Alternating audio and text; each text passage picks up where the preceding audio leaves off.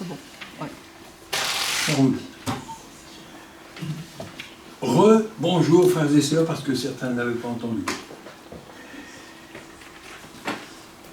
Avant de commencer le message que le Seigneur m'a confié ce matin, je voudrais vous confier quelque chose que Dieu m'a révélé il y a quelques instants seulement, pendant qu'on prenait la Sainte Seine. C'est une image qui m'est revenue, parce qu'elle m'était déjà venue plusieurs fois, mais elle m'est revenue encore. Je voyais les mains de Jésus percées, ses pieds percés, son côté percé. Et je voyais surtout son front lacéré par la couronne. Et Dieu me disait tout cela, c'est le symbole de la haine des hommes. Regarde bien maintenant la grandeur de l'amour que j'ai pour eux. Malgré cette haine terrible qui subsiste encore de nos jours, hélas, des menaces de guerre, des menaces de famine, de toutes sortes de choses, tout cela, c'est la haine des hommes envers Dieu. Mais malgré cela, Jésus a donné sa vie tout entière. Il s'est donné lui-même. Personne ne l'a tué. C'est ni les Juifs, ni les Romains, ni nous, ni personne. Il s'est donné pour nous. N'est-ce pas là la plus grande preuve de son amour pour chacun et chacune d'entre nous? Pour nous tous. Je sais que pour beaucoup, voir un vieil homme commencer à parler de Jésus, de Dieu et tout, c'est un peu bizarre. C'est un peu gênant pour certains peut-être. Mais pourtant, Dieu choisit qui il veut. T'es pas vieux. T'es pas vieux. Pardon? T'es pas vieux. Tu rajeunis chaque jour comme T'es l'air. pas vieux. Ah, je suis pas vieux. Ah, c'est vrai, mon cardiologue m'a dit dernièrement, vous êtes un jeune homme. Oui, c'est vrai. Voilà. C'est vrai, parce que je ne fais pas mes 76 ans, bientôt, hein. Les cheveux qui sont un peu blancs, mais c'est une couleur comme une autre. Hein. Mais bien sûr, Ah ouais. mais bien sûr. Et puis la Bible dit que c'est la gloire, la gloire oui. de Dieu qui se montre. Amen. Mais Dieu est tellement amour et simplicité. Ah oui, sa simplicité, elle est étonnante. Et vous allez le voir encore ce matin.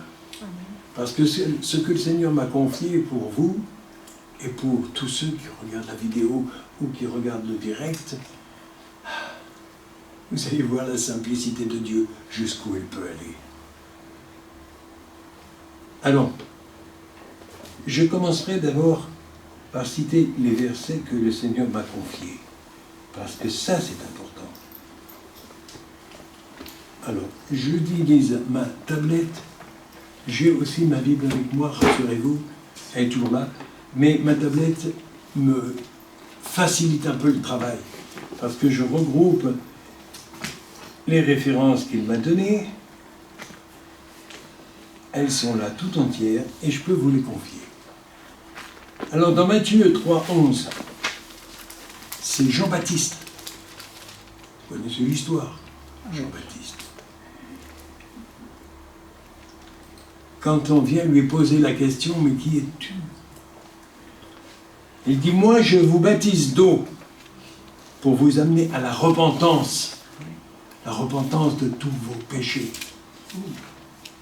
et la libération de la puissance du péché, ça aussi. Mais il vient après moi, quelqu'un qui est plus puissant que moi.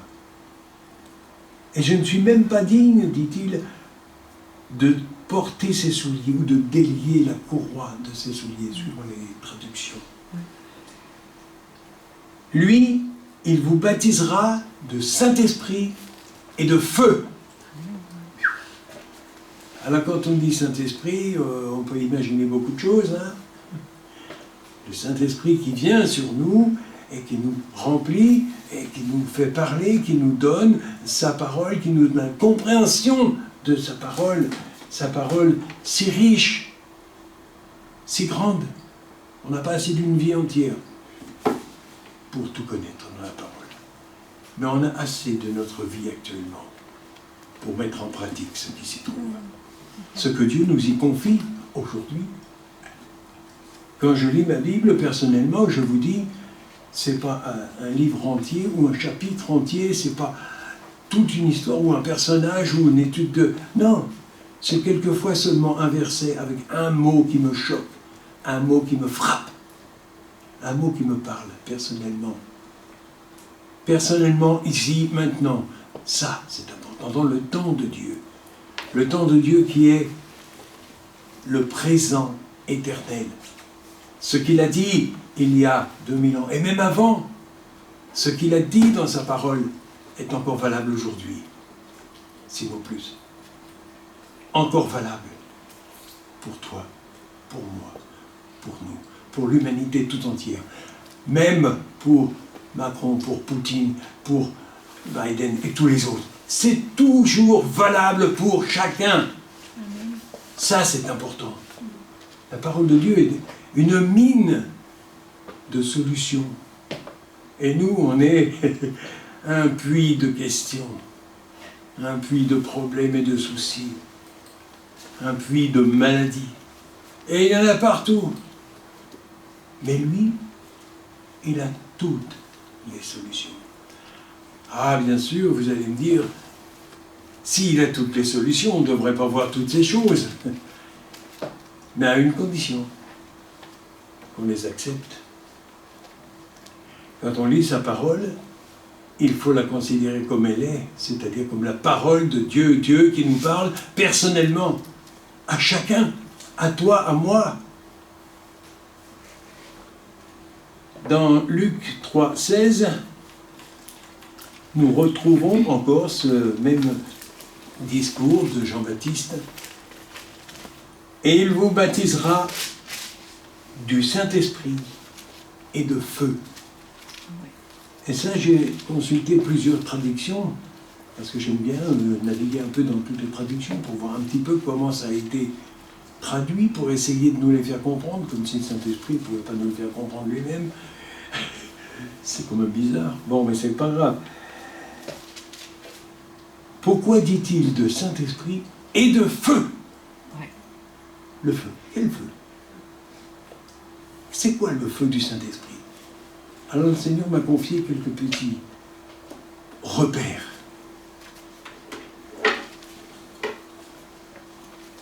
Une bougie. Vous savez tous ce que c'est qu'une bougie. C'est pas un cierge, hein, rassurez-vous. C'est du feu. Et des allumettes. Ouais, parce que j'ai mon bignou qui ne veut plus marcher là. Ah, parce que non, il y avait une sécurité. Voilà, il y avait une sécurité. Voilà. Il y avait la sécurité, je ne vais pas enlever. Alors, qu'est-ce que vous voyez? La lumière. La flamme. Moi, je vois 5 choses.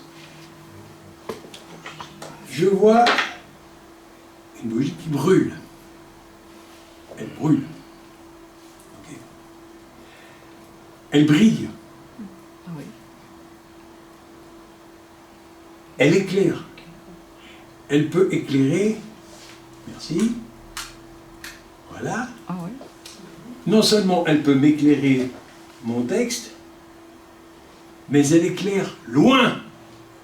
Parce que même dans les pénombres les plus épaisses, dans la nuit totale, à des kilomètres, on commencerait à la voir. Et pourtant, elle n'est pas grande. Ce n'est qu'une simple bougie. Ensuite, elle a un pouvoir spécial. Elle peut simplement en allumer une autre. Elle peut transmettre sa lumière. Ok? Merci.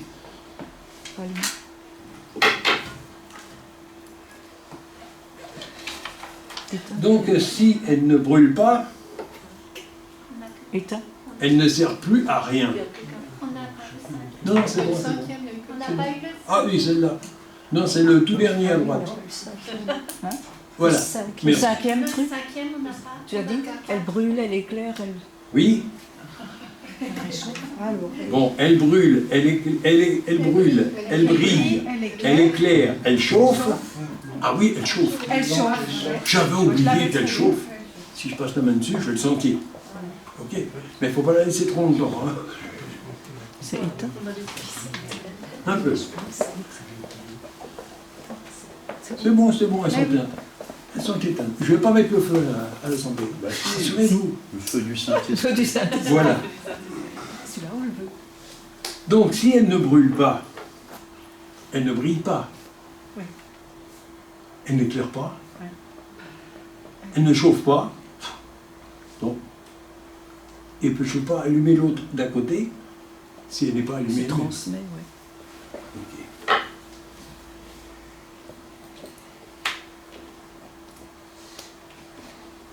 Alors, à quoi ça peut ressembler ce petit exemple? À quoi peut ressembler cet objet? À nous-mêmes. À un simple chrétien à travers la planète. N'importe lequel. Qu'il soit un simple chrétien au fin fond de la Chine, au fin fond de l'Inde, aux États-Unis, en France, à Colmar. Dans son petit coin tout seul, s'il est là et qu'il n'est pas allumé, il ne sert à rien.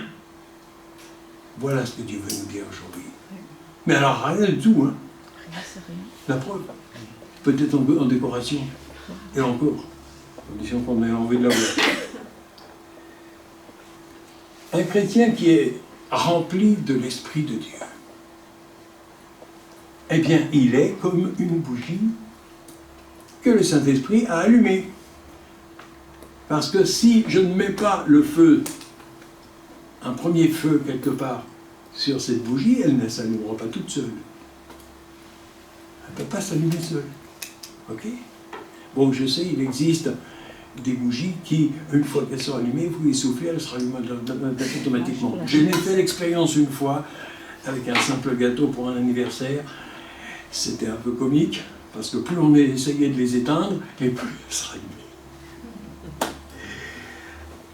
Vous voyez la simplicité de Dieu jusqu'où elle va. Parce qu'elle sait parler à nos cœurs. Parce que nous avons un Dieu qui parle à chacun de nous selon son cœur, selon sa culture, selon sa compréhension. Et nous sommes déjà dans cette assemblée, mais à travers toute la planète, des cultures tellement différentes. Des éducations très différentes. C'est vrai que si je me sers de cet objet pour expliquer avec un grand scientifique qui sort de l'ENA ou d'ailleurs, il va me traiter de fou, il va m'envoyer, ici dans la région, on a Roufac, hein, c'est juste à côté. Dans la région parisienne, c'est Sainte-Anne. Hein, c'est bonsoir. Catalogué comme. Mais pourquoi le Seigneur nous dit-il ces choses? Parce qu'il veut que nous soyons individuellement, personnellement, des chrétiens efficaces. Et un chrétien efficace, c'est comme une bougie quand elle est allumée. Mais un chrétien qui n'est pas allumé, qui n'est pas rempli d'esprit, qui ne se laisse pas conduire par l'esprit, qui veut faire pour Dieu, erreur totale. Erreur totale. Beaucoup de jeunes, au cours de ma carrière de chrétien, m'ont dit « Je voudrais faire plein de choses pour Dieu, je voudrais être pasteur, je voudrais être prophète, je voudrais... » Je dis « Rassieds-toi, c'est pas la peine. » Comment? Non. Tu ne feras rien pour Dieu. C'est Dieu qui fera pour toi, en toi et par toi. C'est ça le miracle que Jésus fait déjà en premier. C'est vrai qu'il a fait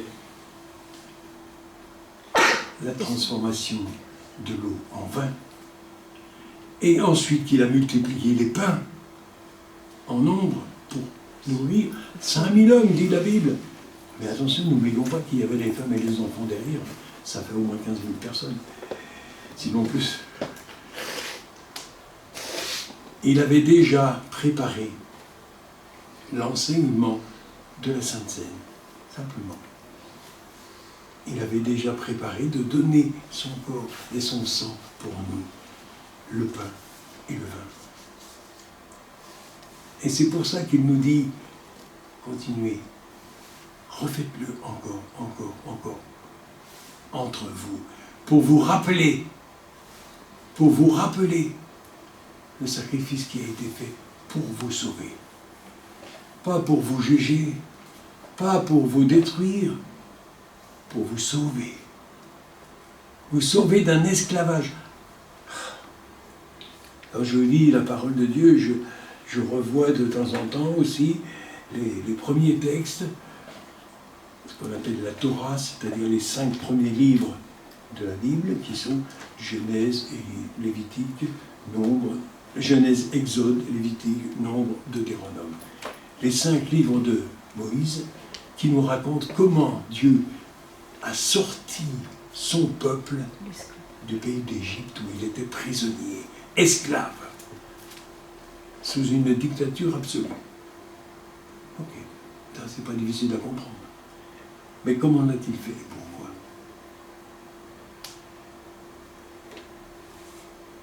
Dieu nous dit dans sa parole des choses qui nous dépassent, qui nous surprennent. Mais ce qu'il fait, c'est encore plus, bien plus. J'ai entendu encore récemment des miracles que Dieu a fait. Ce que nous appelons miracles parce que ça nous dépasse, parce que c'est hors de notre portée, hors de nos pouvoirs, hors de toutes nos capacités. Et pourtant, on en a des capacités. La preuve, regardez la technique, où on en est. On peut maintenant communiquer avec le reste de la planète. Toute la francophonie, par exemple, aujourd'hui, peut entendre ce message. Et la francophonie, c'est qui? C'est quoi? Selon les statistiques, c'est en moyenne 275 millions de gens qui parlent français à travers la planète. Or, moi, je me dis, c'est très simple, je ne veux pas être prétentieux, orgueilleux et compagnie, il dit, je suis en train de m'adresser à toute la planète d'un coup. Non. S'il n'y en a que la moitié de ça qui regardent la vidéo, qui écoutent ce message, qui le reçoivent comme venant de Dieu, et seulement la moitié de ça qui acceptent et qui le mettent en pratique, je crois que là, Seigneur, tu as fait du bon boulot à travers moi. Merci, tu fais mieux que moi. Et plus loin.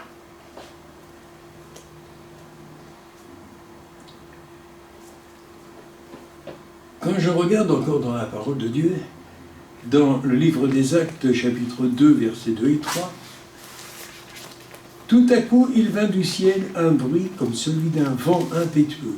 Ouh, ça soufflait. Et il remplit toute la maison où ils étaient assis.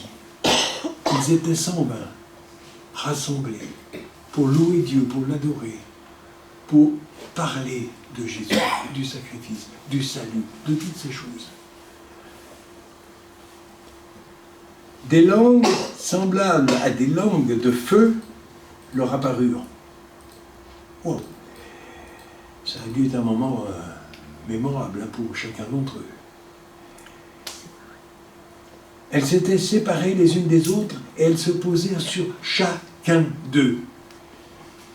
Voulez-vous voir ça ce matin? Voulez-vous que le Saint-Esprit vous tombe dessus ce matin? Pour vous remplir? Non pas pour vous brûler.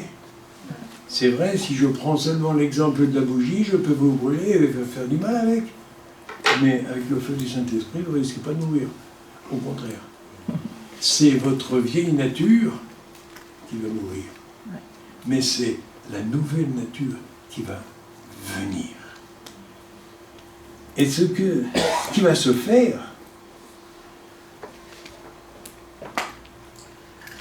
vous avez probablement entendu parler avec moi, comme moi, de réunions qui se font à travers la planète actuellement, un peu partout, et de plus en plus, où il y a beaucoup de monde pour écouter, pour entendre. beaucoup de monde qui viennent, comme on venait du temps de Jésus, des foules entières pour recevoir un miracle, pour recevoir une guérison, une délivrance d'un esclavage quel qu'il soit. Et c'est pour ça que les disciples ont reçu le Saint-Esprit, qu'ils ont reçu ce feu. Ils ont été baptisés du Saint-Esprit. Déjà, quand ils ont accepté Jésus, le Saint-Esprit était déjà avec eux. Mais là, il a été en eux. Ok. La parole de Dieu est d'une précision extraordinaire. Pourquoi sommes-nous encore à ce stade aujourd'hui où il y a tant de malades, même dans l'Église? Je pose la question, parce que Jésus pose la question lui aussi. Comment se peut-il que dans ma maison, il y a encore des gens qui n'ont pas une totale confiance en moi? Comment est-il possible qu'il y ait encore dans ma maison de prière, dans mon temple, dans mon église, dans les églises? On les appelle aujourd'hui des gens qui recherchent le miracle. Mais il n'y a pas que le miracle. Le miracle, c'est la guérison, c'est des choses qu'on ne peut pas faire nous-mêmes et que même nos sciences ne font pas. Parce que nos scientifiques, ils sont costauds. Ça, c'est vrai, on fait des progrès scientifiques extraordinaires depuis des années encore, depuis même des siècles. Mais on a toujours autant de problèmes. Est-ce que les scientifiques ont réussi à éliminer les menaces de guerre? Non. Non, parce qu'on en voit encore dans nos journaux aujourd'hui. Aujourd'hui, en 2022. Ça, c'est une question.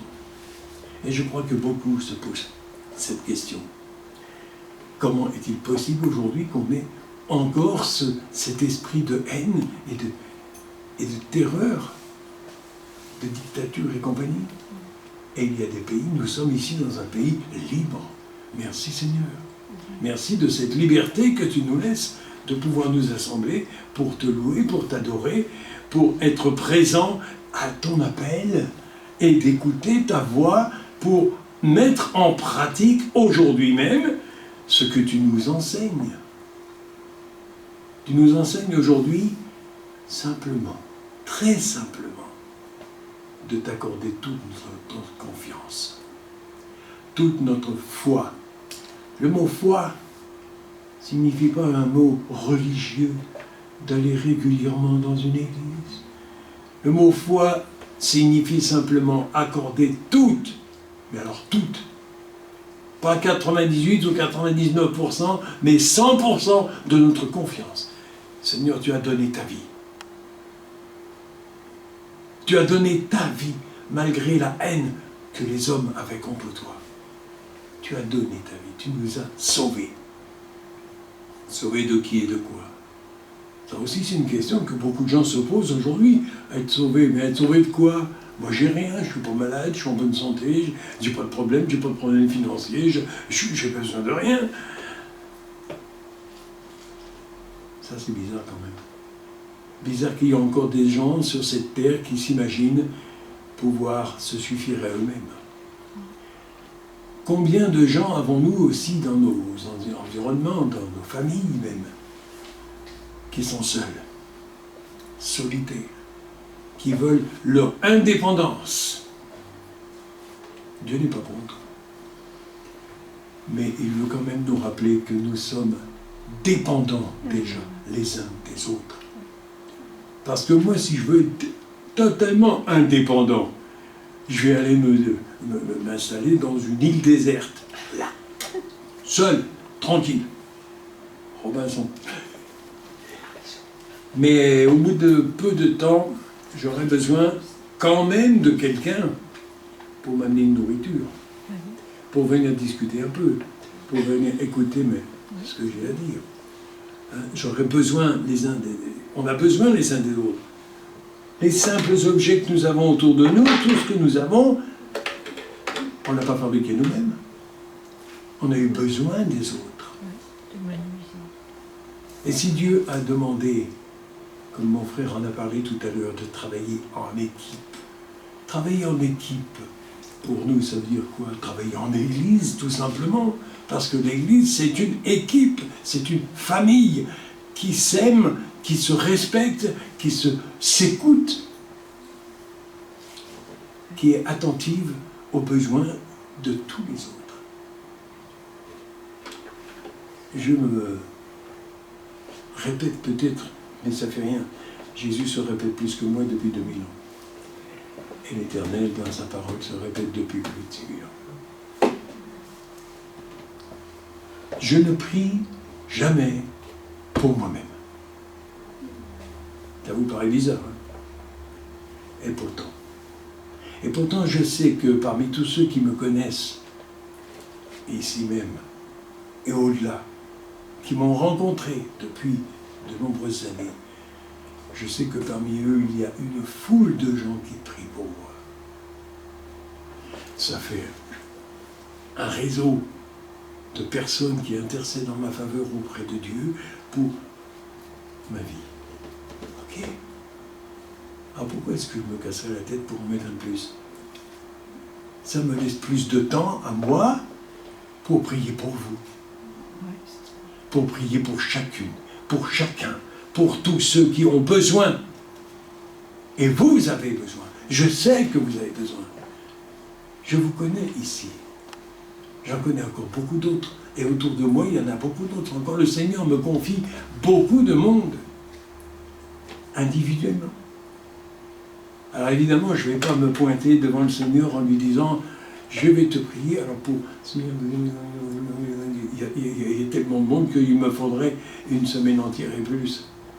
Non, Seigneur, tout ce que tu m'as confié, je te les confie. À mon tour, je te les confie. Je sais, parce que le Saint-Esprit, il est en moi, il est venu, et il me montre. Je ferme les yeux, j'écoute, même dans le silence, on peut entendre des choses, et dans la parole encore plus.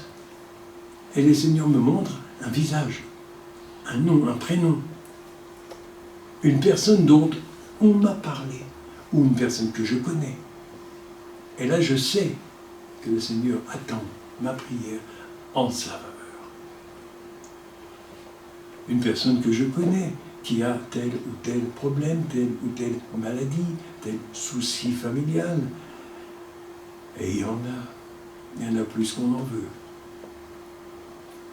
Si nous étions ce que Dieu demande, des adorateurs bien sûr, mais surtout des intercesseurs, si nous étions là, devant Dieu, pour lui parler des uns et des autres, et leur dire, tu guéris la maladie de ma sœur, tu guéris la maladie de mon frère, tu enlèves la douleur de l'un et de l'autre, tu enlèves le souci familial de l'un et de l'autre.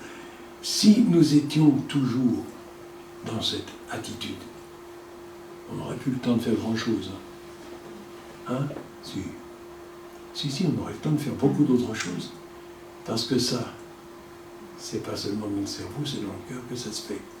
C'est dans nos cœurs que nous pouvons être proches les uns des autres. Et c'est dans nos cœurs que nous pouvons nous rallumer les uns les autres. Et c'est cela que le Seigneur demande aujourd'hui. Je suis venu vers toi. Je t'ai allumé. Je t'ai rempli de ma parole, de mon pardon, de mon salut, de mon esprit.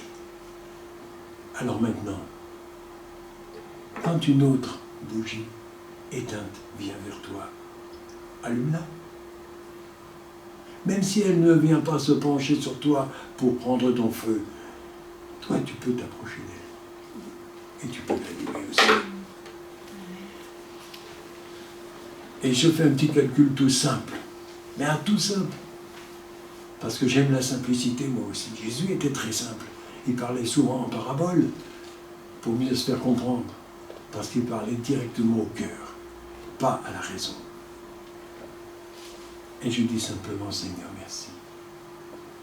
Merci parce que tu donnes ta parole au cœur des hommes et des femmes, et même des enfants. Tu parles toi-même, tout le monde peut la comprendre, la parole. Tout le monde peut la comprendre. Parce qu'il suffit de l'ouvrir en disant, Seigneur, c'est ta parole, alors je lis aujourd'hui ceci ou cela. Voilà. J'ai un plan de lecture. Ok, je suis. Et dans cette parole, tu me parles, personnellement.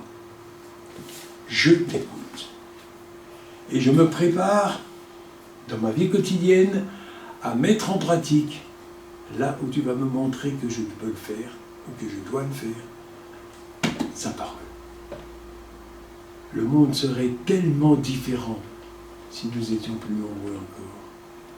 Mais non seulement si nous étions plus nombreux dans les églises, dans l'église de Jésus, mais si dans cette église, nous étions tous prêts à nous y mettre, à allumer un petit peu autour de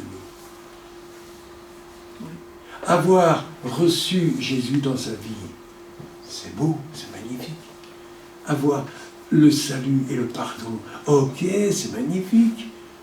Là, on est dans la joie, on est dans la paix. Mais cette paix, elle n'est pas complète. Elle devient complète à partir de quand? À partir du moment où on allume la bougie d'à côté. À partir du moment où on en fait profiter. Qu'est-ce que Jésus a demandé à ses disciples? Vous serez mes témoins, mes représentants, mes ambassadeurs.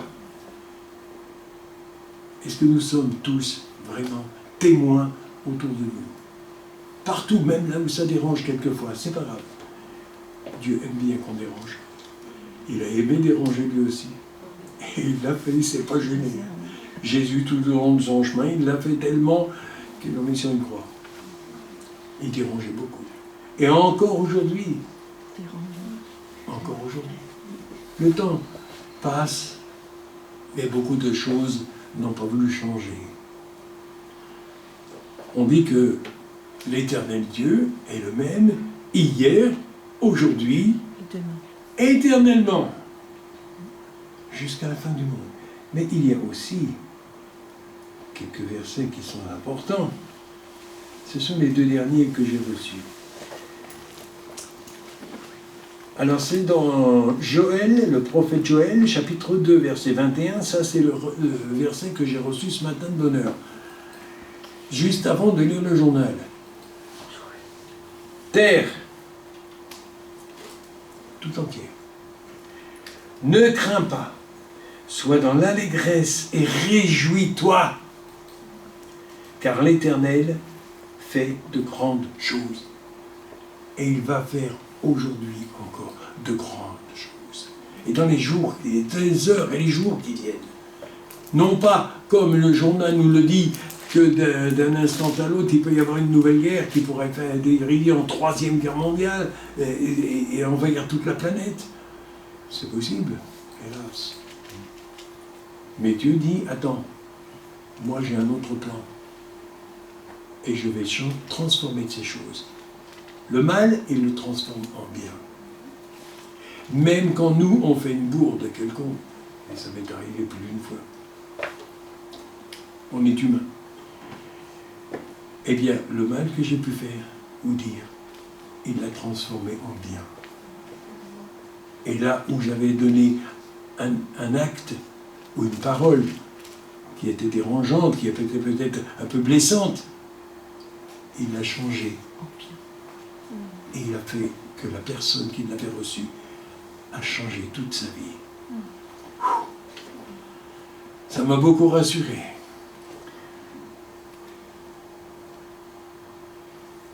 Dans l'évangile de Matthieu, chapitre 28, verset 20, Matthieu 28, 20, c'est un peu comme Jean 3, 16, tout le monde doit le connaître par cœur, celui-là, en principe. Mais mémoriser la parole, c'est aussi important.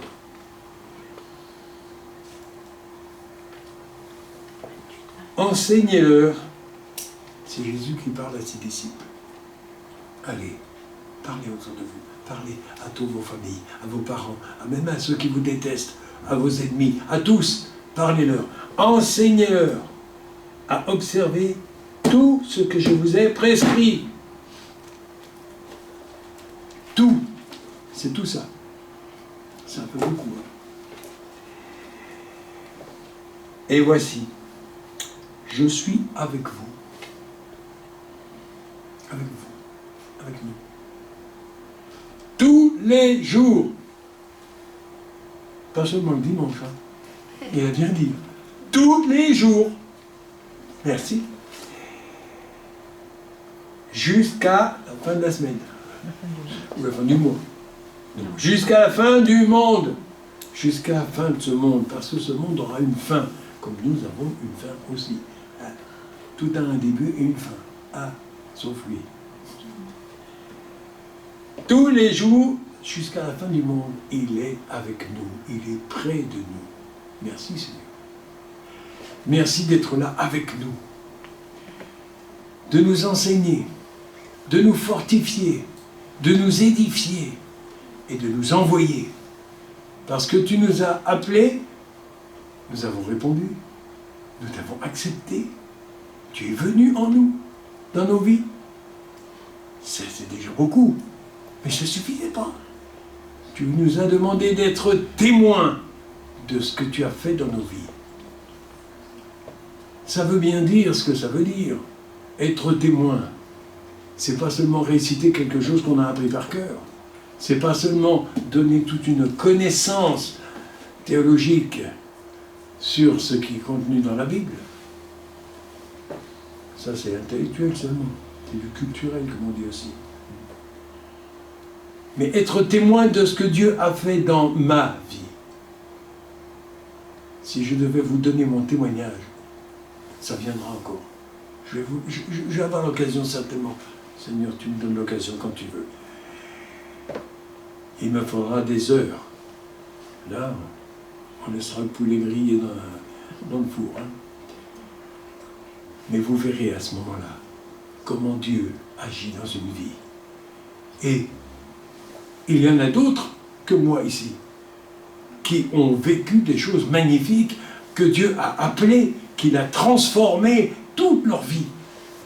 Si chacun de nous, nous témoignons autour de nous, partout, dans la famille, au travail, c'est pas interdit. Il n'y a aucune interdiction. Ça n'existe pas, les interdictions. On se les imagine quelquefois, c'est pas grave. Ça va passer. Alors la France entière serait déjà chrétienne depuis longtemps, et elle y resterait. Et les autres pays aussi. Moi sur Facebook, j'ai des amis, j'en ai un actuellement qui vient d'arriver sur ma page Facebook, qui est en Argentine. J'en ai un qui est en Israël, j'en ai un qui est en Belgique, j'en ai un en Allemagne. Merci Seigneur pour la technique. C'est formidable. On a des capacités maintenant qu'on n'imaginait pas il y a quelques années seulement. Il y a une vingtaine d'années, j'aurais jamais imaginé faire ce que je fais aujourd'hui, dire ce que je dis. Mais Dieu a voulu que. Et il veut utiliser toutes ces choses. Il nous a donné des capacités au-delà de ce qu'on imaginait. Il y a 20 ou 30 ans, j'aurais jamais imaginé que je pourrais parler à autant de monde en même temps. Ici déjà, ce matin, Seigneur, tu as rempli cette salle. Magnifique. Magnifique. Parce que tu as choisi toi-même. Tu connais le cœur de chacun. Tu connais le cœur et tu connais aussi son corps. Tu connais aussi les soucis. Seigneur, tu connais la douleur, les problèmes de santé, de famille, d'argent, de tout. Tu connais tout ça. Tu sais tout ça. Moi, je ne sais rien du tout ça. Un petit peu par-ci, un petit peu par-là. Et je ne peux pas faire grand-chose de plus. Mais toi, tu peux, parce que tu l'as dit, rien n'est impossible à Dieu. Et tout est possible à celui qui croit. Moi, j'aime pas tellement ce mot « croire », parce que croire dans un vieux français, ça voulait dire supposer, faire confiance sans être certain. Non, moi je dis « je sais ». Alors quand on me demande, est-ce que tu crois en Dieu? Je dis, moi je crois pas. Tu crois pas? Non, mais qu'est-ce que tu fais dans l'église? Bah oui, bonne question, hein. Qu'est-ce que je fais là, hein? Parce que je sais, parce que j'ai vécu, parce qu'il m'a répondu, parce que quand je prie, il me répond. Est-ce qu'il vous répond vraiment à tous? Alors répondez-lui aussi quand il vous appelle. Il vous appelle aujourd'hui, les uns, les autres, tous. Il nous appelle à être témoins de son action dans notre vie. Et n'ayons aucune honte, aucune peur de dire, moi j'avais tel et tel problème, telle et telle addiction, telle et telle habitude mauvaise, et Dieu est venu, il a tout transformé. Il a fait de moi un être différent, nouveau. Partagez. Partagez. Et plus vous partagerez, plus vous allumerez. Et plus il y aura de petites bougies qui s'allument. Et plus il y aura de petites bougies qui, de très loin, dans les ténèbres du monde actuel, seront visibles. Et commenceront à réfléchir, il y aura tant. Ils sont quand même plus nombreux que je croyais. Alors c'est qu'il y a vraiment quelque chose de vrai là-dedans. Beaucoup de gens sont venus à Dieu simplement parce qu'ils ont entendu parler, donner un témoignage. Et ils ont dit, mais attends, ce qu'il dit, il l'a vécu. Donc c'est vrai. Donc ça doit être pour moi aussi. Eh bien oui, mon ami. Eh bien oui, mon ami, mon frère, ma soeur. C'est pour toi aussi. Et c'est pour toi aussi que Dieu veut aujourd'hui te faire t'allumer complètement et allumer d'autres encore. Laisse-toi allumer. Laisse-toi allumer. Laisse le Saint-Esprit aujourd'hui. Ici déjà à Colmar. Ici ce matin. Laisse-toi allumer. Parce que Dieu veut allumer en toi une nouvelle flamme. Plus brillante et plus forte qu'elle l'était avant. Tu avais déjà une petite flamme? Mais même un petit lumignon qui fume encore, comme la bougie tout à l'heure, quand je l'ai éteinte, elle fumait encore. J'aurais pu le rallumer tout de suite. Dieu peut aussi rallumer ta bougie. Laisse-toi allumer. Laisse-le venir sur toi ce matin, parce qu'il est là, présent. Il est là avec nous.